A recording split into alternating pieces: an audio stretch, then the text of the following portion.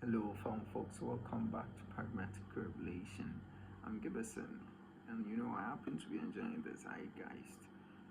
It's really an interesting time to live. It's an opportunity to be part of life, and it's all a beauty. Let's just delve right into today's video. Today, I intend on speaking on good, bad, free will, and determinism. These concepts have been controversies over years, and they are yet to be resolved. They are quite difficult ones. And today, we intend to explore our philosophical thoughts on these issues. And I hope at the end of the day, we are educated to an extent. Well, before we delve right into it, we would spend some time to try and then explain our basic terms, our fundamental terms. Now, we're going to do the good and bad first, and then afterwards we'll move on to the free will and determinism. So, good and bad is going to be treated in two folds: the theistic fold and then the atheistic view, I must say. And so let's start with the atheistic view. It seems rather straightforward in that sense. Now, before I proceed to delve into the very basic explanations of the various terms, I like to put across this: semantics, diction, and language play indispensable roles in our experiences. They've kind of shaped our perceptions to a very substantial degree. I like to remind you to hone the idea and the impact it carries along with you, so that at any point in time you are prompted to allow yourself to find out what you may have issues with understanding. It really helps. Because of semantics, people have said things other people thought differently. Other people understood differently or must have been misinterpreted, and that's a big deal. You want to be on the same page with the party you are trying to figure stuff out with. Other than that, it creates confusion, just as we all know. Now, let's just move straight into good and bad. Now, good basically happens to be right, bad happens to be wrong. Let's deal with the good and bad before we go into free will and determinism. I must say, what is good, what is bad, right and wrong? That is a basic foundation we are going to work with. It is a very basic one. All of us would agree to. People have different definitions based on their context, but as we move along, the various contexts will unfold and we'll be able to deal with it as such. Right. So in the atheistic view, I think by inference, what I think of the atheistic view of what I think of the atheist, they may define good as anything that kind of doesn't cause suffering. They would like to relate good with suffering. So, in that very context, or in that very moment, we are just speaking respect to the moment and the context.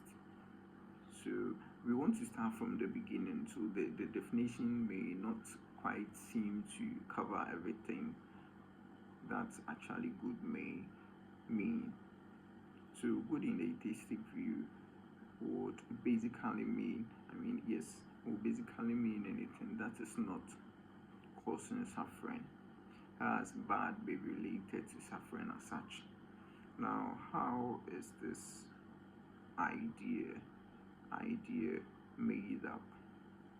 Now, we realize the atheistic beliefs, the atheist believes in the survival of the fittest. Whatever made life, whatever designed life in the way it is, designed it such that the creation had to struggle to survive. So we are all aware of the survival of the fittest, the whole idea of the survival of the fittest. And so by surviving, or by being fit to survive, you probably would have to cause suffering to another party to be able to to survive. And so by that, naturally or spontaneously, we realize by the creator's mechanism or design, it has allowed space for bad. That is from an atheistic viewpoint. By the creator's design, it is allowing space for bad, or better still, wrong to happen. Because you need to survive, and to survive you must be fit. And what it rather connotes, it's you are in a competition, because that is the only thing the fit aspect will mean. You are in a competition and you need to be fit to to be able to conquer the other party, yes, or to be able to survive over the other people. You need to be fit in that context, and in that sense, you probably may be causing harm or suffering to the other parties whom you happen to be more fit than. And so basically, that would be it for the atheistic aspect. Now, okay, yes, so that is it. So now let's try and then delve into the theistic aspect as well. I like to deal with the Christian aspect, since I happen to be much more familiar with that aspect. I like to delve into the idea of good and bad from the angle of a theist, particularly a Christian, and not to particularly say that's the general ideology. I'm just trying to explore the most plausible ideology with regards to the Christian point of view. When you consider the Christian point of view, what actually seems most plausible based on the evidence you have available? That's what I'm trying to explore here. And so it all starts when God created heaven and earth. Those of us who haven't checked my video on the existence of God should actually check it out, because by that you are able to understand what I mean by God, so that we are on the same path. The semantics and the dictionary language are coherent in that sense. Our semantics, our dictionary, and our language will happen to be coherent in that sense. So I'd like you to check that video. Right. So from the Christian point of view, now we realize in the beginning God created the heavens and the earth. Now in heaven, he had his angels and everything going on. And as part of the story, the Bible in Ezekiel 28 and Isaiah 14 speaks about Satan, or Lucifer, who happens to be the son of morning, or better still, he's an archangel as well. The Bible makes us understand that due to his beauty, his beauty instigated a pride in him, which made him wanna overthrow God. Let's just try and explore those sets of ideas for a while. Follow me closely. And so this is it. This is what happened. This is what actually has gone on. So God creates Lucifer. He makes him beautiful. And Lucifer, out of nowhere, breathes pride, wants to overthrow God. How is this possible? Where did the urge to overthrow God come from? And the Bible wants to say it was because of his beauty. Fine, that's cool. But what that actually also means is, then it means God created a possibility with him with respect to sin. God created a weakness on Satan that would one way or the other lead him to breed pride and then end up sinning, because had not God creating him as such, he might have not have done what he did. Probably, you never know, but probably, as far as it makes sense, I think we could go with that premise. So Satan, out of his beauty, wanted to overthrow God, but God created Satan. Yes, didn't he? He created Satan, and apart from that, you realize if there hadn't been a possibility to sin, then there wouldn't be any chance or any situation where Satan or Lucifer, the archangel, would, by his beauty, sin. It meant there was a possibility to sin. When God had created the heavens and the earth and then had created his angels, there was a possibility to sin. There was a possibility to sin. People may argue, well, God created them with free will. And I say, then it seems as though free will is an equivalent of a possibility to sin. That's what it actually sounds like. It sounds like free will seems to be a possibility to sin rather than a free will. Because if you are created by a creator, you are made a certain way, your ideas, your perception, your experience is influenced or driven by the creator's motives, the creator's creation, the creator's design. So if you end up a certain way, the most plausible explanation is to impose that on your creator. That is the most plausible explanation I can think of, unless you want to defend the creator, which I think is a dangerous thing to do. The creator, I think, defends himself and doesn't need to be defended by you and I. He defends himself in a lot of ways. A disclaimer though, the fact that I bring these points across doesn't take away the fact that God is still God. God is still the creator. The creator is still the greatest. Whether it sounds good or bad, it doesn't depreciate the quality of the God nature. No, it doesn't depreciate, because ultimately the quality of the God nature is allowing you all this consciousness, which you wouldn't have the opportunity to have.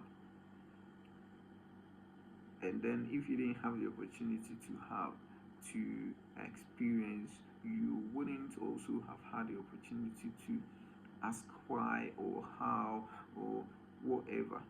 You wouldn't have any say in anything. You had the opportunity to experience consciousness. That in and out of itself is the maximum love any creator can show his or her creation. That is my perception though. Well, let's continue with our premises. And so the point I make here is, it seems as though God knows about sin. It's possible sin is in and out of God. Possible, very possible. I cannot be sure because I happen to be part of God's creation. So I just can't be sure. I still live in the space. I still leave the space and err on the side of caution. Right, so basically that's it. So fast forward, Satan does all this. This guy is now thrown onto the earth together with the angels, the contingents with whom he wanted to overthrow God with. Alright, so Satan is thrown to the earth. Now man is created. Man is put on that earth. Big man Satan is thrown on. And then God tells man, you shall obey this and this and that. I've got a tree there. Tree of good and evil. Man don't go near that tree. I mean, don't eat of that fruit. You've gotten everything here you are able to feed on, but that fruit, no, man, don't. And then Satan comes about, and the Bible explicitly says Satan deceives Eve, and Eve falls for his deceit. Or better still, I don't know if I should call it disobeys God, but it seems as though the Bible rather tells to us Satan deceiving Eve than Eve disobeying. However, let's just get into it. So Satan deceives Eve. Eve takes the fruit, takes her fair share of a bite, goes to Adam. Adam also does what? Takes his fair share. Now let's just try to do a little bit of analysis here. What happens? Now, human beings were created by the design of God.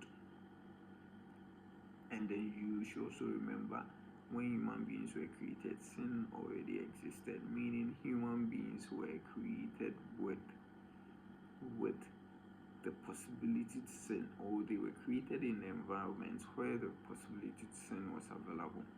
Now, what was the element that would drive them not to sin? What was that element? Did human bear that element that was going to drive them not to sin by themselves? I don't think so. It had to be God given, or God had to own that ability, which kind of prevented human from sinning. Well, let's continue with our analysis. So Satan deceived Eve, and Satan told Eve, no, you ain't gonna die. When you eat, you are going to know good and evil. Well, to a certain extent, there was a measure of truth to what Satan said, but ultimately it was a deception. So that is it, as we all know. And then come to think of it, I don't know how human being was capable of standing against Satan, considering the fact that Satan had much more power than human. Satan was much more stronger in spirit, in wisdom, in fact, in a lot of things than human. I don't know just how human beings would have stood against Satan without losing. The only thing that comes to my head, or the only thing I'm able to think of, is God's intervention. But God decided not to intervene. Should I say God probably intentionally allowed the storyline to go as such? It seems as though that is how it seems. Tell me what you think in the comments, but that's what it seems. And so now Satan deceives Eve. Eve seems to be ignorant to a certain extent.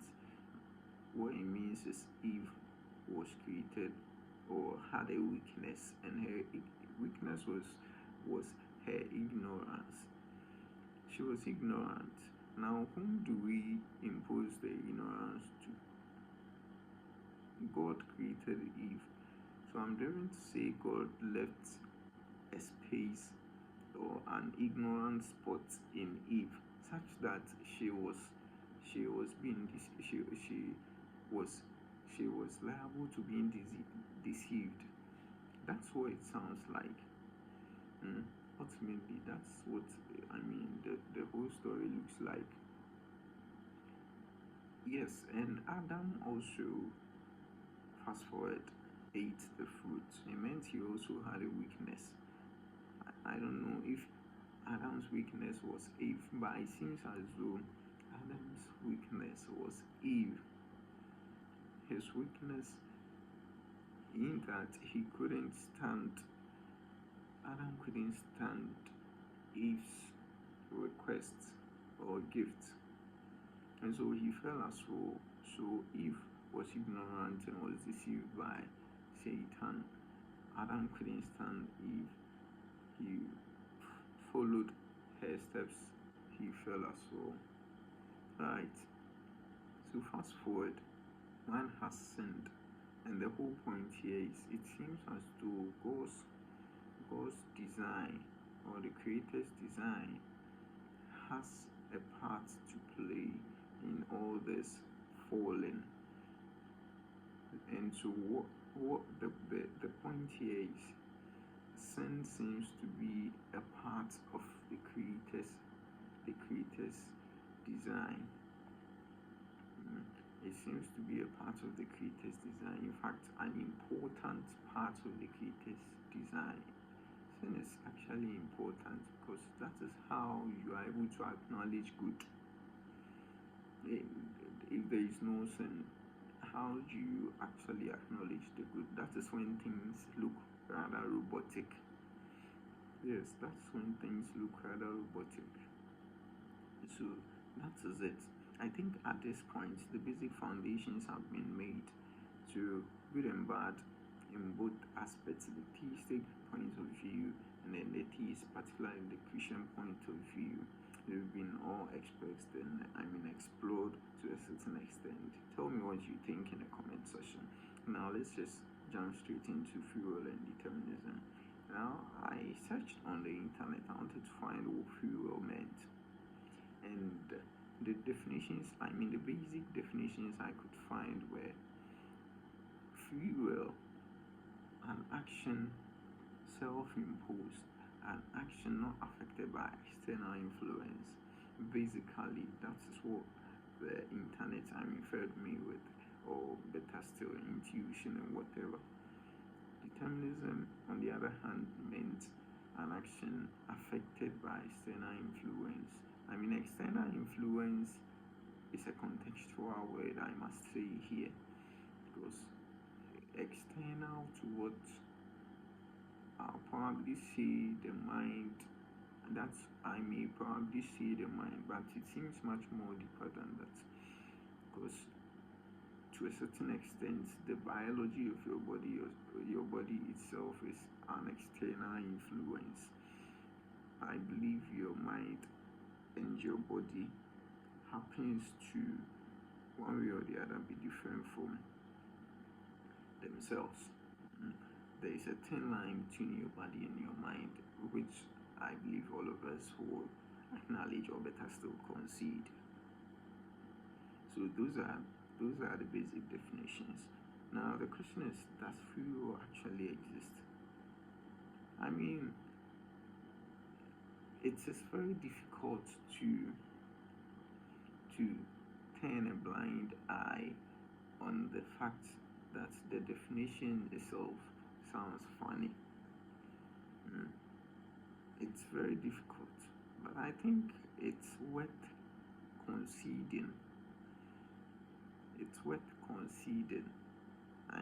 It doesn't sound good, but it's worth conceding. We ought to accept occasionally that free will doesn't seem to be realistic. Maybe by context we may try and then measure free will. I think rather than explicitly or classically saying free will exists, it's better we measure to a certain extent. Explicitly saying free will is what rules. Putting forth double statements, it sounds rather, self-deceiving. It sounds kind of dishonest in and out of itself. Maybe we should just concede the fact and try and then put free will on a scale of measure, so that we try and measure the extent to which we are free. It sounds much more bearable, because the definition of free will itself, is very difficult to grapple. Whereas determinism is quite easy, because you realize everything you do in life is affected by something. You wake up for a cause, you work for a cause. Believe me, nobody wants to work. All of us work because we need to work. You understand? We need to work. We just don't want to work. We need to work. You understand? And so the kind of things we do, everything, I don't need to really go into it, because you could just cite a context for yourself and try to figure it out. You just realize things are determined by things. Things are determined by things. You understand? Every single thing seems to be determined by something, making the concept of free will very difficult to agree and accept. So that's what I see. So that's how I kind of harness the opinion or idea of free will and determinism. It seems to me that determinism is rather stronger than free will. I ain't gonna make any explicit statement saying this or that, but I just want to say it seems to me determinism seems to a larger extent to rule much more than free will. And then from the aforementioned, I'm driven to say free will happens to look like the possibility to sin. Instead of saying free will, I prefer to say the possibility to sin. Let me try and explain to bring a little bit clarity here. And so Adam and Eve had free will, Satan had free will. Basically, that is what we would say. And their free will expressed a possibility to sin. Basically, that is it. It just means there was a possibility to sin. That's all their free will meant. But in the context by which we want to explain free will, I mean, it seems difficult to grapple with. But then I can freely say, well, free will we have because there is a possibility to sin. So if you explain free will as a possibility to sin, then free will now has a stronger ground or backing, since the possibility to sin actually exists. Other than that, we wouldn't be sitting. So the idea is not about you wanting to do what you want or you having the choice to do what you want. It doesn't really work that way technically. It rather seems to imply that there is a possibility to sin, and that possibility is actually driven. And so I am inclined to ask, who drives your possibility to sin? And that is where I think to a certain extent there is a little space left for us to seek who should drive the possibility of we sinning. It's difficult to figure out. I don't know, considering the concept of predestination and stuff, and the whole idea of determinism. I mean, it's difficult to grapple, but it seems plausible as well. And so, yes, that is pretty much more it. Yes. And so, good and bad, basically, I think are elements, or I'm restructuring. I should say God seems to bear good and bad. God owns good and bad. And it seems as though he made the world, he designed the world in a way he wanted. And we acknowledge the fact that he did what he wants. I mean, he's God, he should be able to do what he wants. It doesn't matter. It doesn't actually downplay the fact that he has been good to us, that he's been loving. The fact that the bad side exists in him doesn't downplay the fact that he's been good to us. He's a great being, He's given us such a beautiful opportunity and all that. It doesn't actually downplay any of that. And so for those who also think if bad exists in God, then he couldn't be good, or if suffering is occurring, then God couldn't be God. I mean, it doesn't downplay any of that. God is still God. He did what he wanted. He decides what he does. You can say he's an arbitrary leader or whatever. It doesn't matter. He's just God. You only have the opportunity to say what you want because you happen to have had the opportunity of life, which is a gift he gave you, the greatest measure of love you can ever have. So at the end of the day, that's it. I want to leave the thoughts and streams of exploration have been intriguing. Let me know what you think in the comment section. As time, fast forward, we're going to explore much more and then figure out much more stuff out. Thank you for spending time to listen to this.